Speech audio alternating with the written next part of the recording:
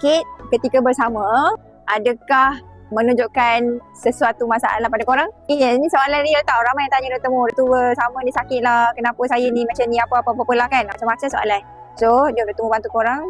Apakah antara sebab-sebab yang boleh menyebabkan waktu bersama tu jadi sakit lah? Nombor satu, boleh jadi bahagian bawah tu kering. Nombor dua, boleh jadi tak ada masalah kesihatan. Wanita itu ada masalah kesihatan seperti bawah tu ada luka ke, ada endometriosis ke, ataupun ada apa-apalah yang menghalang untuk proses tu berlaku kan.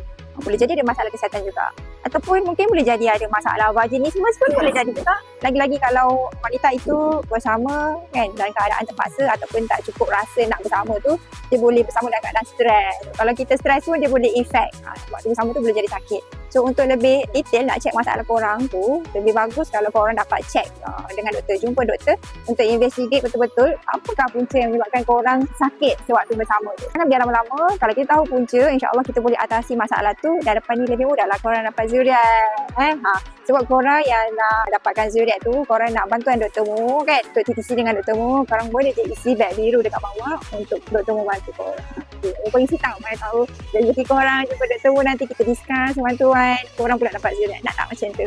Okay, bye.